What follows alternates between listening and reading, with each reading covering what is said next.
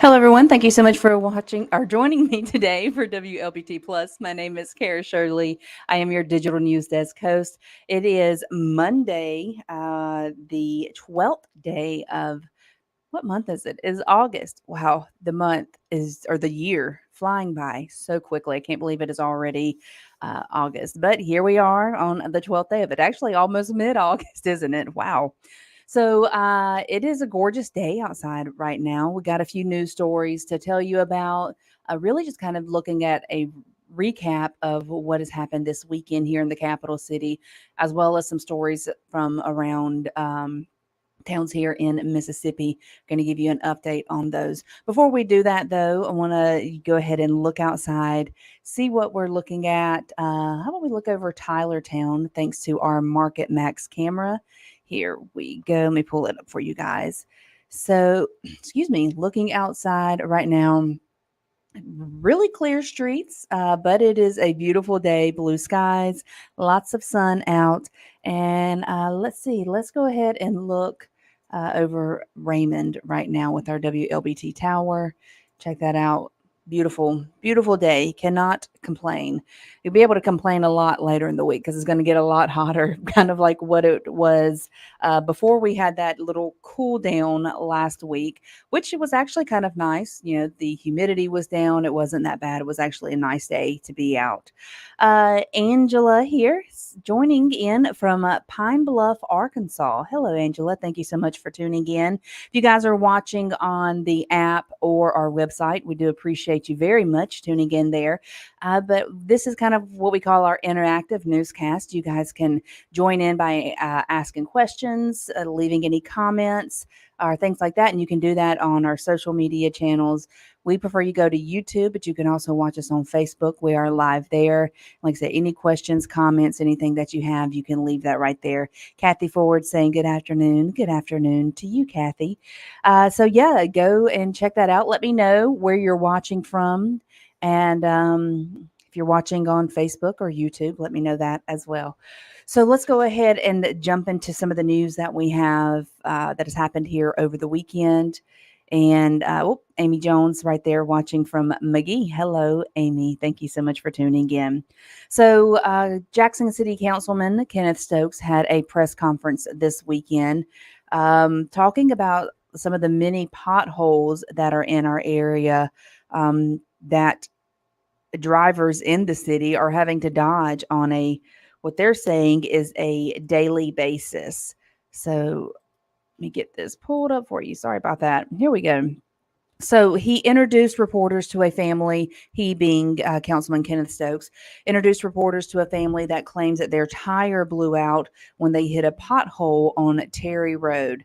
Their car then crashed into a light pole or a utility pole. And Councilman Stokes says that some things need to be done to avoid similar situations from happening in the future.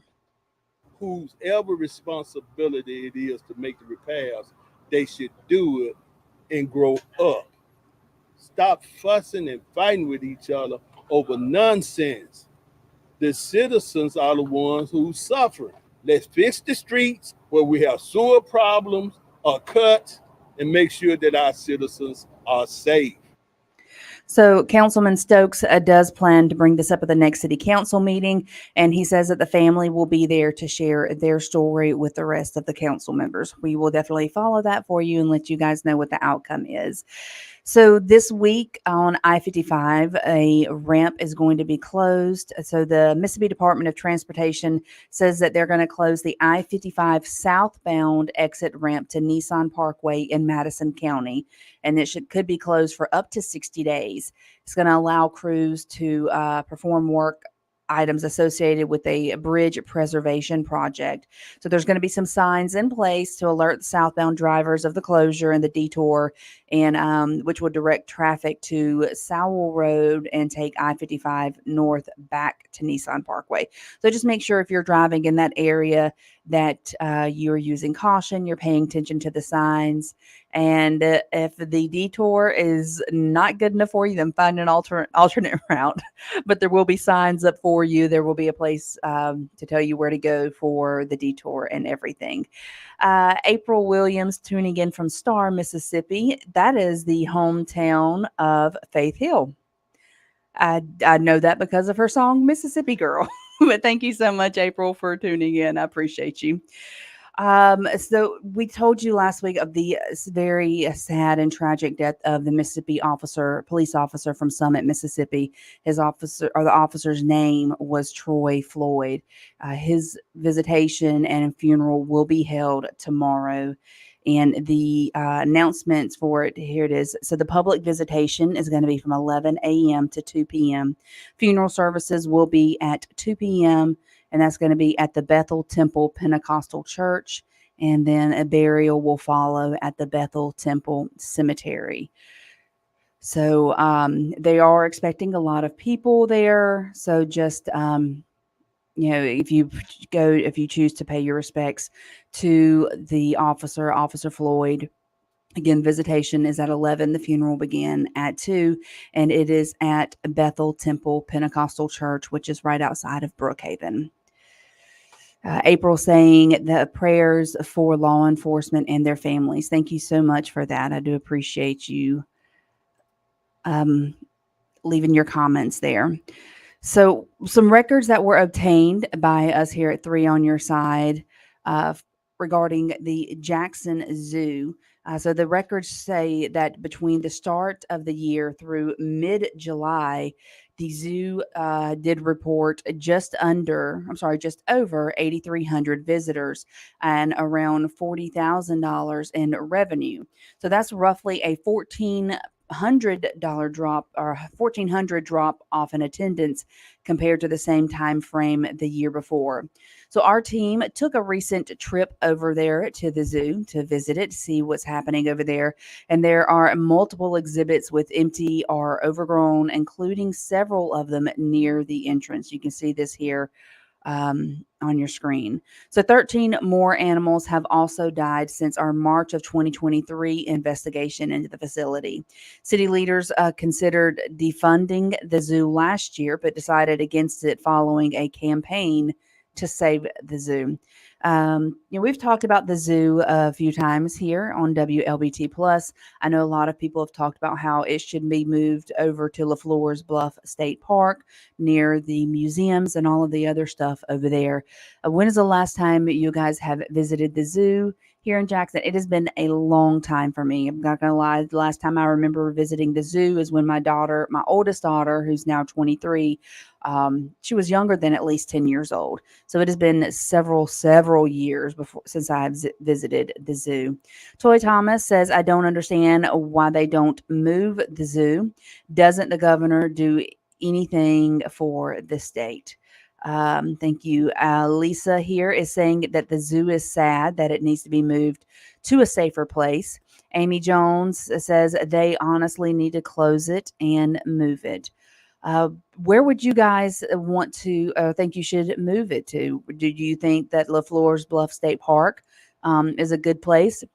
I've gotten to drive by LaFleur's Bluff. I have not had the opportunity to stop there yet, which I definitely need to, especially being new here in Jackson as a resident of this area. I need to check out all of those little things. I think a lot of times you don't realize how you can play the tourist in your own city unless maybe you're a situation like me coming from another town and never seeing a lot of these things. It kind of could be fun to play a little tourist in the city here in Jackson. But I would like to check out LaFleur's Bluff State Park. I need to go and check out the zoo, see what it's actually like over there. And see where it could go. What could we do with it? It's an awesome thing to be able to have in a city. It can bring in a lot of revenue. It can bring in a lot of visitors. A lot of people can be attracted to it if it is a facility that makes people want to come to it. So if we show you the videos here again that we have now, some of the videos is file video, but you can see where there's not a lot of animals there. You can see where the empty cages are, where it says that a new exhibit is coming, but a lot of the signs that have that look really old and dilapidated. So, um, see there, that one right there. Let me pause this for video for you. Actually, let me take this video full screen for you. Oh, well, I started it over. Like I don't know what I'm doing here sometimes, right? But the zoo, it does look to be in a very sad state, and I hope that we can do something with it so that we can save it here in Mississippi, and we can keep that here in the capital city in Mississippi, and make it a place that people will actually want to come and be a part of and visit it. Jennifer saying here, LaFleur would be better than where it is. I love going to the zoo, but not where it is. Thank you so much. Michelle says the zoo is too far gone at this point. It's also not in a good location. I wouldn't go there. All right. Well, thank you guys so much. I do appreciate you uh, joining in the conversation here. So, if you are around Adams County, or you know anyone that is in the area of Adams County, they are now in a burn ban due to the dry conditions that we have been experiencing outside. What they've been experiencing there, we've had the dry conditions here. They're just not so bad for us in our area yet. So the city of Natchez says that Adams County is under the ban until further notice, and they ask if you live there to not burn your trash, yard rubbish, grass fields. They also ask you not to start any campfires or bonfires. At this time, Adams County is the only county that is under a burn ban in the state of Mississippi right now. So if you are around that area, or you know someone that is, make sure they know that there is a burn ban and they do not need to be lighting anything on fire right now. So House Bill 1341, it was signed by the Governor Reeves last week, and what it does, it lets the children of active duty military members go to any school in any district regardless of where they live. So it would let a child transfer only once during the school year. And we talked with some members of the military about this, and to find out why they support this legislation. Well, I have three children. Right now. This bill is a win for the active duty military. Gives the families great flexibility in order to send their kids to the school that's right for them at the right time. And so we're very happy to support this bill. It's been something that we've been working on for many years, and it is incredibly important to our men and women in uniform. And I just couldn't be prouder of the huge turnout that was here today. It just shows how many people have been working on this for a long time. So, according to the bill, a family must provide their own transportation if they do live outside of a district where they choose to send their school. So, this district is not responsible for making sure that child has a way to school. That will be the family's own responsibility. Well, speaking of school, Jackson State University had their move-in day this weekend. They welcomed some new and returning students on Saturday. And the day, they said, was packed with emotions and excitement as students are hoping for a successful school year. Dozens of volunteers were there on hand helping carry things in, making sure students got to their residence hall without any issues. However, the transition wasn't as smooth as last year, as the university was dealing with an on-campus housing crisis. And JSU President Dr. Marcus Thompson says that he is wanting to make sure that that never happens again. You've often heard me say the students are the North Star of my administration, so I wanted to make sure that every detail about move-in was in a position to help students seamlessly come and get into their facilities, seamlessly get information, and just help them know that today is all about them. We're here all for them today. I think they have it together really well. Like they definitely made more easier for the girls, like making it all girls and, moving the boys to other stuff and everything like that. So I appreciate them, situating everything. So the university was also approved contracts last month to help house students downtown at the courthouse, at Walthall Loft apartment facilities, and that is them right there on your screen. So another thing that happened this weekend with JSU, they partnered with an organization called Black Men United for a back to school giveaway as students were moving in. The group brought in tractor trailers, y'all, loaded down with air mattresses, tumblers, and a lot of other items. You see that there, lots of nice stuff for the people there. That's what Black Men United is all about. It is a mechanism that is driven by Black men. That's it. That's all. Don't radicalize us. We are just a mechanism driven by Black men with all the negative news media that we get. All we're trying to do is paint different pictures, tell different stories, share different narratives about Black men in America. That's positive, productive, and progressive, building bridges and not walls. We are pro-Black, but we're not anti-anybody. So organizers say this was the biggest collegiate giveaway in the South.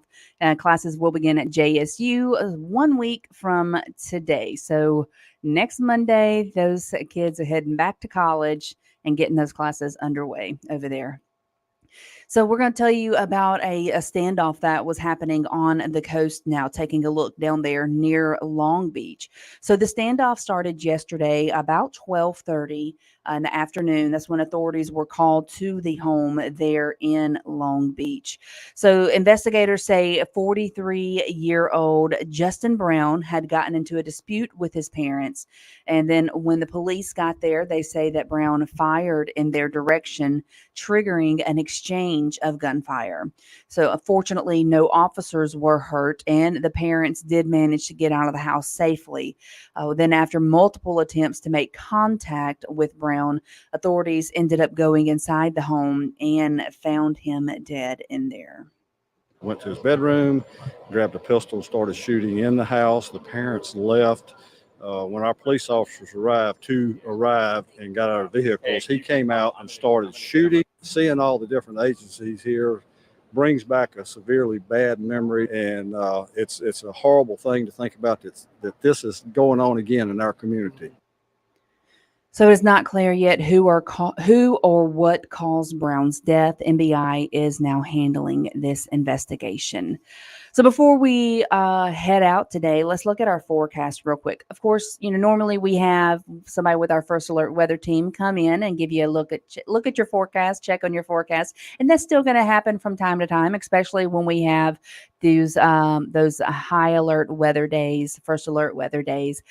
But what you're doing in place of that, or in place of them coming in with me, is a show at 10 and at 2:30 every day with our First Alert weather team. They're going to be talking in-depth look at our forecast with you, looking at the tropics with you. And then eventually you'll also be able to watch them and join in conversation like you do here with me. But that's every day at 10 and 2:30. So make sure you're tuned in today at 2:30 for our First Alert weather team. Get to talk weather with them.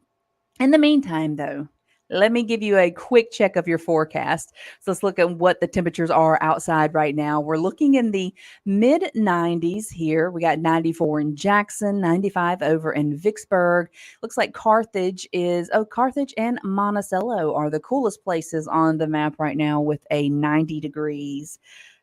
Balmy, chilly 90 degrees. Not really, but if we look at our radar, you can see we don't have any rain on the radar right now. We're not actually expecting any rain till later in the week. If we look at our 12-day forecast, we got them a 0% chance of rain. We will be dipping down into the upper 70s overnight. But it's still going to stay pretty warm. That humidity is going to be coming back in. We're going to have to deal with that some. But it's okay. It's all right. We got the rain chances picking back up as we get closer to the weekend, looking at 20 or 30% chance of rain.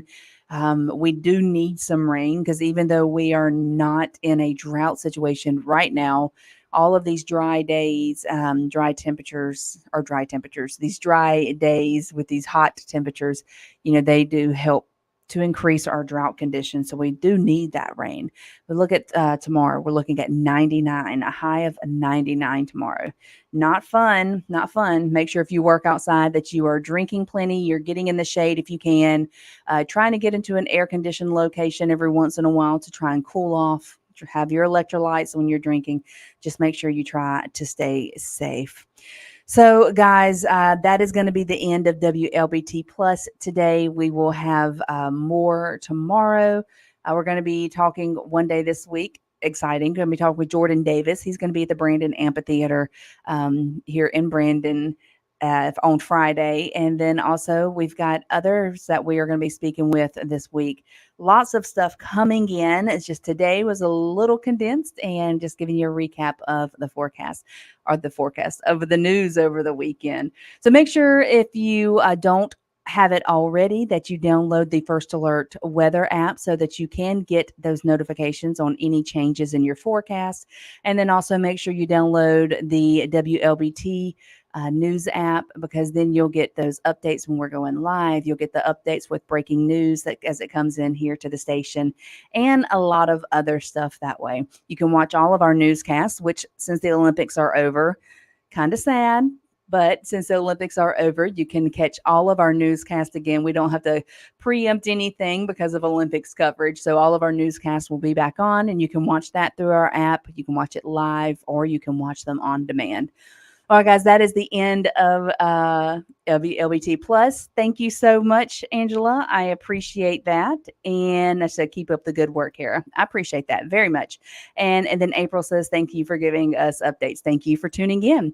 I'll be back tomorrow at 1. You guys have a great day. Remember, stay hydrated if you're going to be outside. Bye, y'all.